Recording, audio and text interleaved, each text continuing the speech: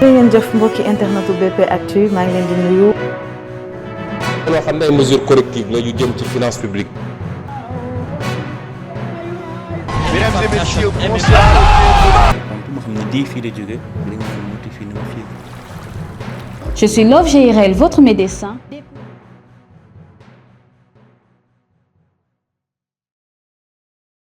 beneen point si wàllu actualité bi ba tey bokk na si li nga xamante ni moo di dialogue bi ñu wootee le 28 mai. nekk bés bi nga xam moom lañu jagleel dialogue mais ce qu'on a constaté c'est que pour cette fois-ci on va parler de dialogue politique. Lui sa appréciation si dialogue bi. ak contexte bi nga xamante ni si moom lañ koy defee. waaw ñu bëri ñoo ngi ni décliner l'invitation. mais pour man dialogue dafa important bu ñu toogul waxtaan du baax. Quel que soit Alpha, quelle que soit la conjoncture, dañoo war a toog ñu waxtaan. Parce que on va parler du système politique. yow boo fa nekkulee lu ñu fa décider après sa gannaaw te moom la ñuy appliquer boo may tudd. Bien sûr boobaa yow munoo wax ne maa ngi fa woon nee naa déet. maa ngi fa woon d'accord ma ci lii doo ko mën a wax. parce que après mën nga def sa conférence de presse déclarer yow li nga fa def défendre comme position. Donc il parle de système politique et il faut le reconnaître, le système politique est malade.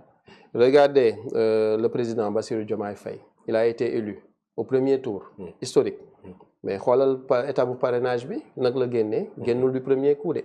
dafa génn ak ay doublons. mu corriger ay doublons mu dem sax clé bi bëggee machin truc mu ñëwaat après mu soog a jàll. c'est rocambolesque. am na parti yu bëri yoo xam ne on les a éliminés alors qu'ils étaient légitimes pour aller jusqu'au bout. am na ñu bëri ñoo xam ne c'est des poids lourds de l'opposition ils ne sont pas allés jusqu'au bout à cause de ce système de parrainage. Donc nañu xoolaat le système de parrainage. Maintenant, tout ce qui est statut du chef de l'opposition, lolo, c'est hérité des tubaab. Pour moi, ça n'a pas de sens. Ça n'a pas de sens. Un chef de l'opposition, ça signifie quoi? Et tu vas institutionnaliser, jox ko xaalis, jox ko oto, jox ko alors qu'on a des charges. Pour moi, amul sens. Nga jël benn nit nga ne moom mooy chef de l'opposition. Non, il y a le pouvoir et il y a l'opposition. Voilà. Chacun est libre de s'opposer de sa façon. Pour man daal vraiment européens yi ñoo am ce système là mais ñun méngoowul ak ñun lu ñu kii dañu bàyyi opposition bi ku si nekk nga wane sa doole boo demee ba élection dinañ xam kan mooy kan. man beneen affaire bi mooy au niveau du pouvoir aussi j'espère que les élections le code électoral duñ ko changer en leur faveur. Parce que le nombre de partis d'accord bëri na. Mais aussi il faut savoir que ne il faut donner la chance à chacun. Maintenant, mets en place un système pour nekk parti, pas pour participer à l'élection, mais pour nekk un parti reconnu.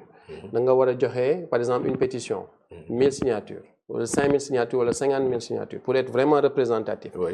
Mais définir ba mu leer ne yow tu as besoin de 1000 signatures wala de 50 000 parrainages.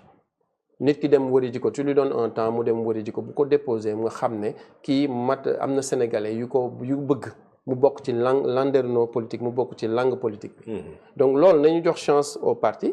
Sinon tu vas éliminer des partis yoo xam ne peut-être ils sont 10 000 fois plus pertinents ñu nga xam ne nekk nañ fi depuis longtemps. Et ce sont des partis morts. Donc bëri na fi ay partis yoo xam ne jox nañ leen récépissé plus de 200 300. Mais réellement ils n'existent plus. Il y a plus d'activité. Tu les entends plus sur les questions nationales. Tu les entends plus sur l'actualité. Am na partis yoo xam ne ñoo ngi soog a door moi j'ai 3 ans et demi. Mais bind nañ livre proposition jël traité de tous les secteurs clés de développement. Bien sûr. Et puis participer à quelques élections. Est-ce que tu vas nous éliminer de facto parce que amaguñu récépissé te kan moo bloqué suñu récépissé. Déposer nañ en bonne et due forme def suñu PV statut règlement intérieur lépp lu ñu soxla membre fondateur joxe mu traîner au circuit mu dem ba ministère ñu téye ko c'était sous Macky Sall. ñu foogoon ne bu régime bu bees bi ñëwee au moins dina libérer les choses. Mais ba léegi on nous a pas donné notre récépissé et je sais que je ne suis pas le seul. bëri na ay samay naataango président. Il y a même Abdourahmane Diouf à quelques jours des élections avec son parti Awalé ñoom jotul seen récépissé. bëri na tu es obligé d'aller emprunter un récépissé sans wala dem comme candidat indépendant. Donc loolu yëpp foog ñu xoolaat ko. Donnons la chance à ñi nga xam ne dëgg-dëgg wóolu nañ seen bopp nga ne leen 50 000 parrainages maintenant le parrainage boo ko defee ne benn nit benn parrainage rek kese lay def. Ok et pour l'organisation des élections est-ce que jotul tey ñu am une autre autorité boo xam te moom mooy chargé wu élections yi. Je suis d'accord c'est ni par rapport ak Sénat. Je suis d'accord j'ai vu les TDR. Et je suis d'accord que ne mën nañ jël une autorité indépendante. koo xam ne ministre de l'intérieur nga xam ne bon président bi moo ko nommé. Peut-être ñu teggi ko voilà on peut pas être jugé parti ñu jël koo xam ne il est respecté. Il a au moins ce consensus-là. Je ne dis pas l'unanimité. mais ce consensus-là moral, une personne morale, quelqu'un comme Amadou Mokhtar Mbow l'aurait fait. Bien sûr. Voilà, donc cherchons un équivalent. Koo xam ne dëgg-dëgg mën na am l'agrément de tout le monde, comme quoi ne kii de bu ko organiser dina jaar yoon. Maintenant, pour les partis, comme j'ai dit, nañu jox parrainage bi pour construire un parti mën na bañ a doon parrainage unique. C'est-à-dire nit ki mën nga wax ne man bëgg naa Mohamed mi avec son parti il est pertinent que moom mu bokk ci landerneau bi. Kii Pastef bëgg naa mu bokk. APR bëgg naa mu bokk APM bëgg naa mu bokk wala keneen bëgg naa mu bokk. Maintenant nag bu dee nag parrainage pour élection. Là on peut mettre maintenant l'unicité maanaam kenn ngay parrainer. Maintenant li ñu waxoon rek la ñuy répéter. Autant dañu ŋàññoon système de parrainage bi. ngay gis ñoo xam ne ñun ñëpp presque on a les mêmes parrainages nga gis koo xam ne xamul sax ne parrainage benn yoon lay parrainer. Donc parrainer 5 personnes. Ça amène des problèmes. Li ñu mën a def mooy bu dee mën nañ ko numériser ñu numériser ko si possible. ba pare tijji ay guichet yoo xam ne nit ñi nga xam ne xamuñu miinuñu xarala yu bees yi. ñu mën a dem wala ñu def nuñ ko procuration. kenn mën leen dem déposer en bonne et due forme. wala ñu créer un portail numérique boo xam ne nit ñi mën nañ dem joxe seen pièce ne man kii laa parrainel maintenant bu ko joxee ba pare. ne lay wóor ne kooku keneen mënu ko parrainel parce que c'est bloqué numériquement.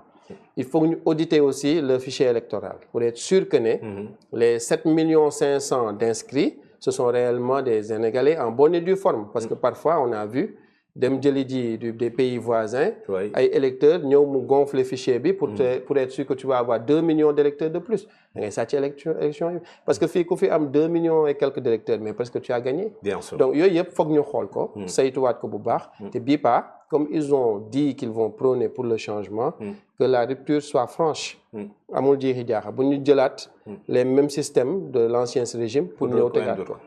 Mais donc dans ce cas vous n'êtes pas d'accord avec ñi nga xamante ne dañuy wax ni kii contexte bi ñu nekkagul contexte électoral. Il y a d'autres urgences yoo xamante ni moo doon gën a mériter que ñu dialoguer sur le système politique. Mais je suis d'accord avec eux, il y avait pas d'urgence mais n'empêche comme woote nañ ba pare mais ñàkk pexe naka si pexe nga dem rek nga participer au moins nga joxe sa avis boo si d'accordul tamit bu ñu génnee ne lii lañ tënk code électoral bi nañ ko joxe d'ici d'accord ci mais nga wax ko pour man il faut de mieux participer que de faire la politique de la chaise vide ça ne sert à rien. Important. ngeen jëf mbokki internetu BP Actu maa ngi leen di nuyu.